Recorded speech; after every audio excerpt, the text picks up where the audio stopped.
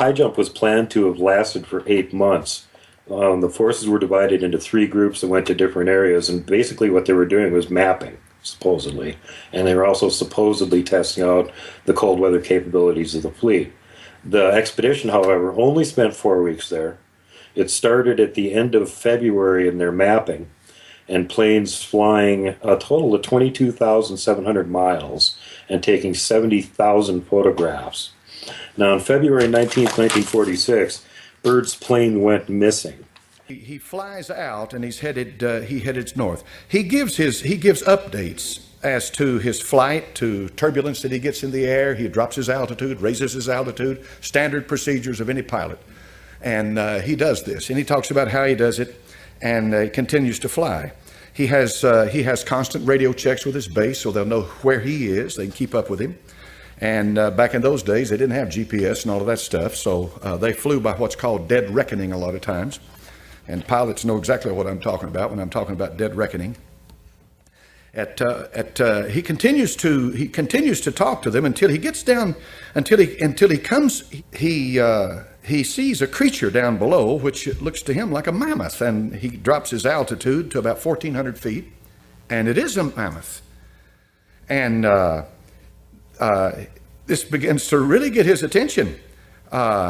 He sees a mountain range, and at 10 o'clock in the morning, so now he's been in the air for 4 hours, he says he crosses over the small mountain range, and still proceeding northward as best can be ascertained, beyond the mountain range is what appears to be a valley with a small river or stream running through the center portion. There should be no green valley below, no green valley in the Arctic, no green valley. And something is definitely wrong and abnormal here, he says. We should be over ice and snow. To the port side, port is left, starboard is right. To the port side are great forests growing on the mountain slopes.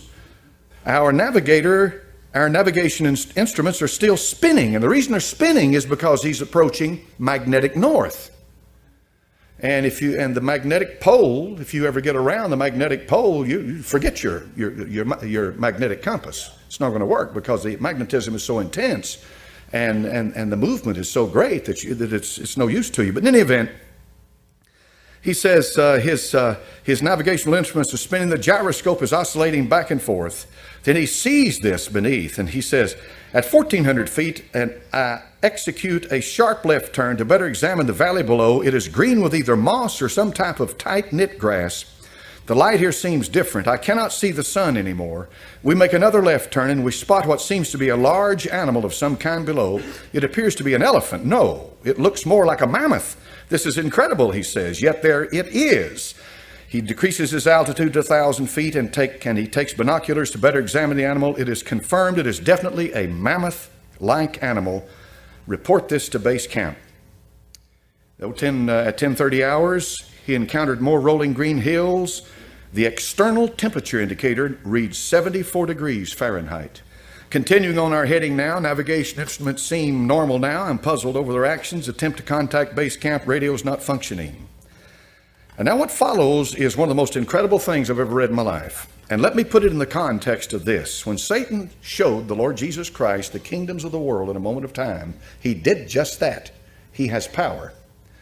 And there are things going on that there is absolutely no physical definition or logical reasoning to, but the existence of it cannot be denied. And this is what's happening here. In 11:30 hours, countryside below is more level and normal. If I may use that word, ahead we spot what seems to be a city. This is impossible. Aircraft seems light and oddly buoyant. The controls refuse to respond. My God, he says, off our port and starboard wings, a strange type of aircraft. They're closing rapidly alongside. They're disc-shaped and have a radiant quality to them. They are close enough now to see the markings on them. It is a type of swastika. This is fantastic. Where are we? What has happened?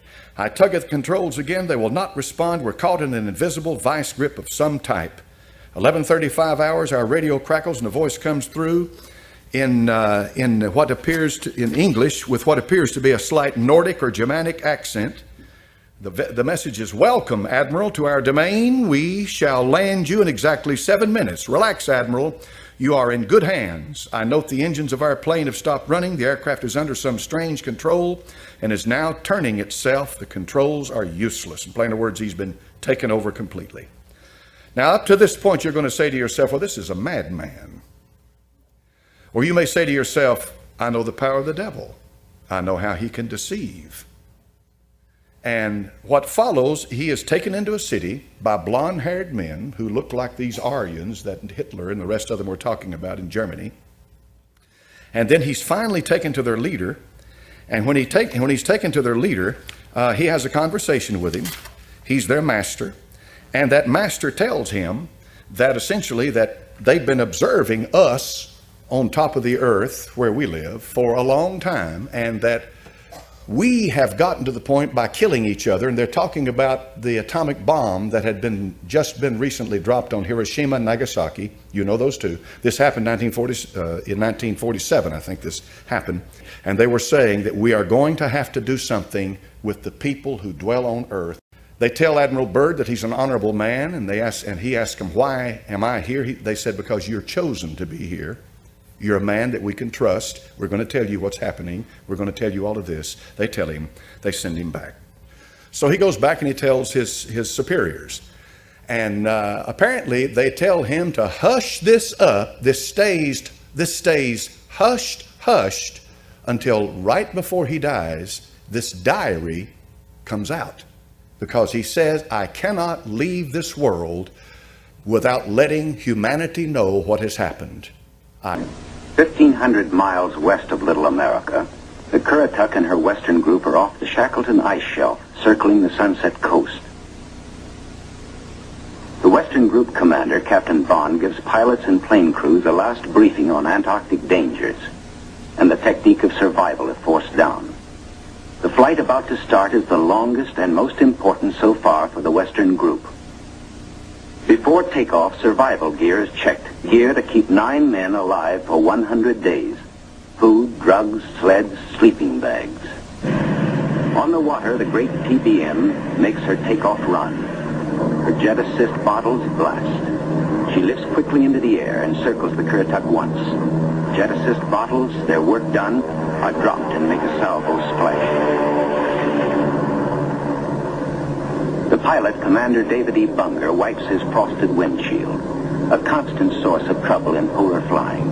He is over the Shackleton ice shelf, named for the great English explorer who kept returning to the Antarctic until death, so often escaped, kept its rendezvous with him.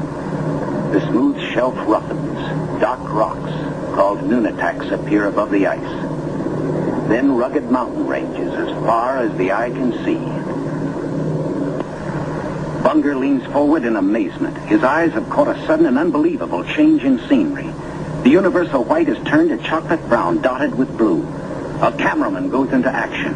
300 square miles of land without snow. Land that might be in New Mexico or Arizona. Pictures alone will prove Bunger has discovered a warm oasis in the shadow of the pole.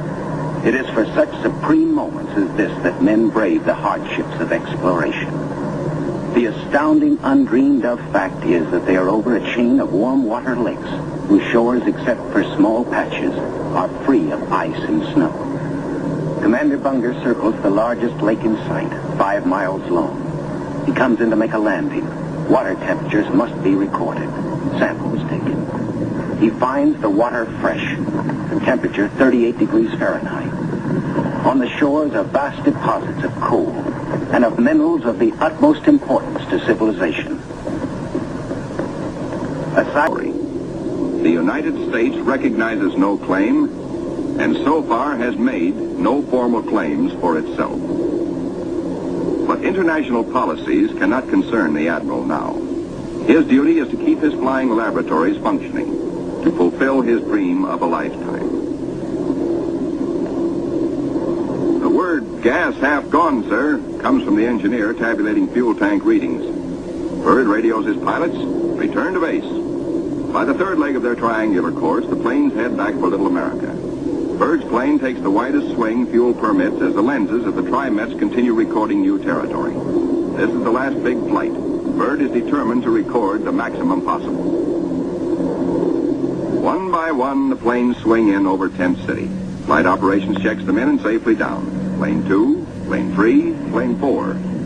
But not plane 1. Byrd's plane is yet to be accounted for. Byrd is missing. Out over the ice, Byrd is in trouble. His starboard engine is cutting out. Now stops. His one remaining engine is losing power. The altimeter needle starts dropping down. The plane is losing altitude. All 4D1 to base. All 4D1 to base. Position Q5. Engine out. Losing altitude. The base prepares for rescue operations.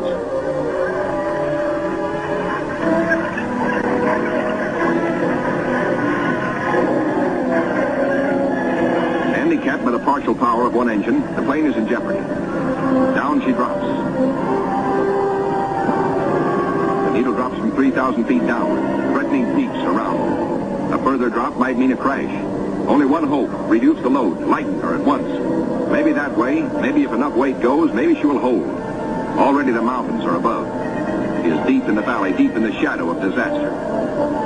The needle drops downward from 1,700 feet.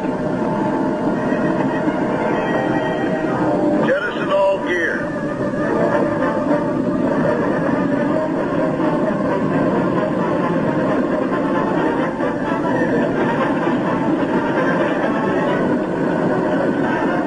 Only the precious films and records are saved. The gamble is life or death.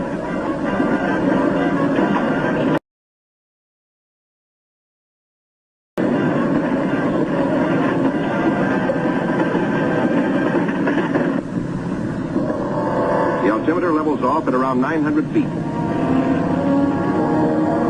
Slowly she starts to climb. She is gaining altitude.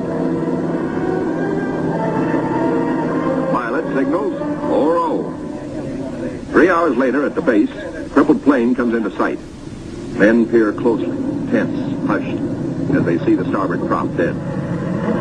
One engine landing is tricky at best. With skis, on ice, hold your fingers crossed for the pilot.